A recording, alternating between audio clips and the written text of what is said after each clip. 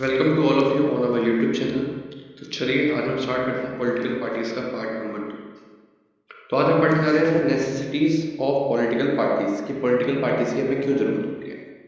तो देखिए, जो पॉलिटिकल पार्टीज का मेन ऑब्जेक्टिव होता है to support and dictate the government, जो करंट जो गवर्नमेंट रूल कर रही है उसको सपोर्ट करना और उसकी हेल्प करना, पॉलिसीज को बेहतर बनाना, टू मेक पॉलिसीज, मतलब पॉलिसीज में उनका ऑब्जेक्टिव रखा जाता है कि ये अगर पॉलिसी बना रहे हैं तो आपके हिसाब से ये पॉलिसीज कैसी होनी चाहिए।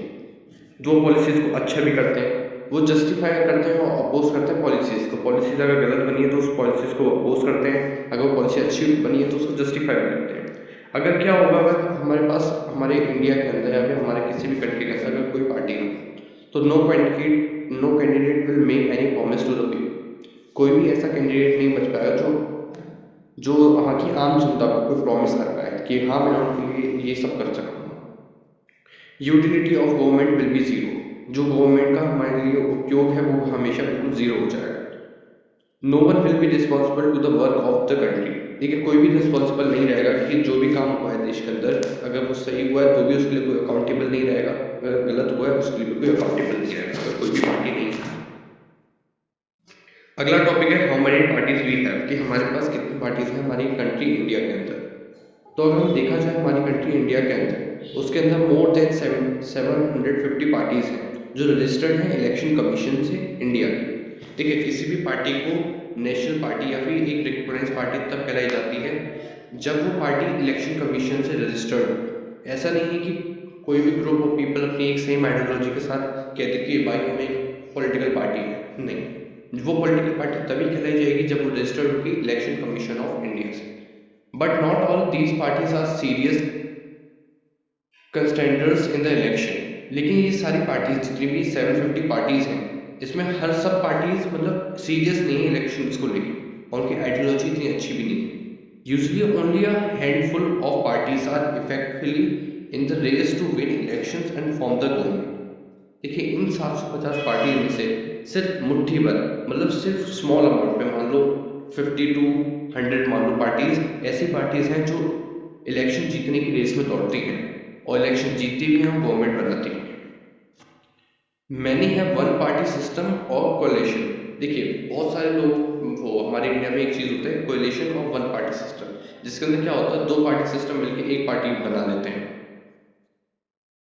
अब ऐसी बहुत सारी कंट्री हैं जहाँ पे वन पार्टी सिस्टम फॉलो किया जाता है, जैसे कि China is ruled by communist party. ये सबसे ज़्यादा इंपॉर्टेंट क्वेश्चन है, ज़्यादा बोर्ड्स में पूछा जाता है कि वो चाइना के अंदर कौन सी पार्टी है।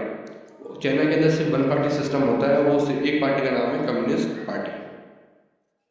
अब देखते हैं टू पार्टी सिस्टम कहाँ देखा जाता है। टू पार्टी सिस्टम देखा जाता है यूएसए एंड यूके, एग्जाम्पल है टू पार्टी सिस्टम के।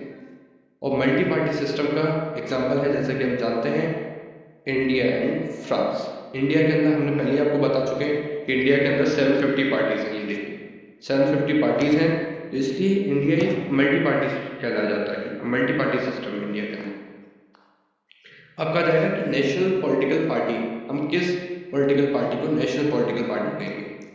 तो नेशनल पॉलिटिकल पार्टीज की अगर बात करी जाए तो वो ऑल ओवर इंडिया सिर्फ 7, मतलब 7 पार्टीज को हम नेशनल पॉलिटिकल पार्टीज कहते हैं। अब कैसे नेशनल पॉलिटिकल पार्टीज बनती है?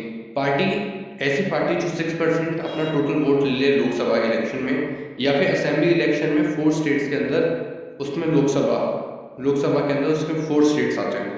तो ऐसी पार्टी जो 6% वोट ले रही लोकसभा इलेक्शन में या फिर असेंबली इलेक्शन में 4 स्टेट्स के अंदर उसकी लोकसभा। बात करते हैं नेशनल पार्टीज में कौन कौन सी पार्टीज आती हैं। अगर नेशनल पॉलिटिकल पार्टीज की बात करें तो सबसे पहले आती है Indian national Congress, INC। Indian national Congress founded हुई थी 1885 के अंदर। इसका जो मेन ऑब्जेक्टिव है secularism, support and welfare of weaker section and minorities. देखिए, अगर देखा जाए इंडिया के अंदर तो कोई भी पॉलिटिकल पार्टी बेकार नहीं है, सबकी अच्छी आइडियोलॉजी है, ठीक है। लेकिन ये बात अलग है कि सबका ऑब्जेक्टिव अलग अलग है अपना काम करने का। सेकंड नंबर पे आती है बीजेपी, भारतीय जनता पार्टी।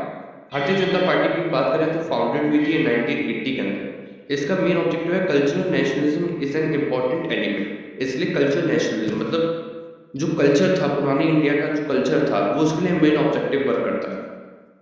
अब बात करते हैं हम third, BSP, Bahujan Samaj party. Bahujan Samaj party 1984 में फाउंड की गई थी। इसका जो मेन ऑब्जेक्टिव है, जो cause of securing the interest and the welfare of Dalits and oppressed people.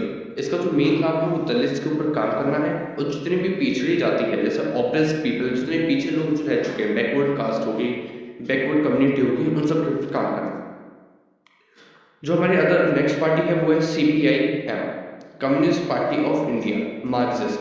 ये फाउंड की गई थी 1964 के अंदर। ये बिलीव करती है मार्क्सिज्म लेनिनिज्म में। जो भाई नेक्स्ट पार्टी है वो है CPI, communist party of India. ये फाउंड की गई थी 1925 के अंदर। ये भी सेम, इसका बिलीफ सेम है, Marxism Leninism, secularism and democracy. CPI और CPIM both the parties have common objective and common motive also. Next party is NCP, National Congress Party. National Congress Party founded in 1999 following a split in the Congress Party. जब Congress party 1999 के अंदर split हुई थी, तो उससे जो दूसरी party बनी थी वो थी NCP, नेशनल कांग्रेस पार्टी। इसका जो मेन ऑब्जेक्टिव है वो सपोर्ट करना है democracy, Gandhi and secularism, Gandhi ji की जो आइडियोलॉजी थी उसके ऊपर वर्क करना, इक्वालिटी के अंदर वर्क करना, सोशल जस्टिस और फेडरलिज्म, इसका मेन ऑब्जेक्टिव। अब बात करते हैं स्टेट पार्टीज की। अब बात करते हैं स्टेट पार्टीज कौन सी पार्टीज होती है। स्टेट पार्टीज वो पार्टीज होती हैं, a party that secured at least 6% of the total votes in an election to the legislative assembly of a state and at least 2 seats in state legislative assembly. देखिए, उसका total 6% vote हो total legislative assembly में एक state के अंदर, या फिर 2 seat हो लेजिस्लेटिव असेंबली के अंदर उसकी खुद की। अब बात करते हैं कि चैलेंजेस क्या फेस करने पड़ते हैं पॉलिटिकल पार्टीज के अंदर। What are the challenges in political parties. तो हम चैलेंजेस की बात करें तो lack of internal democracy, concentration of power in hand one of few leaders, personal loyalty to the leader become important. देखिए, पॉलिटिकल पार्टीज में क्या होता है, जो मेन टॉप पे जो लीडर्स होते हैं और जो नीचे फ्यू लीडर्स जो होते हैं, जो बिलो लीडर्स जो होते हैं, उनका क्या रहता है, जो टॉप लीडर जो होते हैं, पूरी पावर अब देखी जाए वो टॉप लीडर्स के पास ही होती है, और वो पर्सनल लॉयल्टी दिखाते हैं कुछ ही लीडर्स के साथ। जो टॉप लीडर होते हैं वो पर्सनल लॉयल्टी दिखाते हैं सिर्फ कुछ ही लीडर्स के साथ, और ये एक सबसे बड़ा चैलेंज है पॉलिटिकल पार्टीज के अंदर।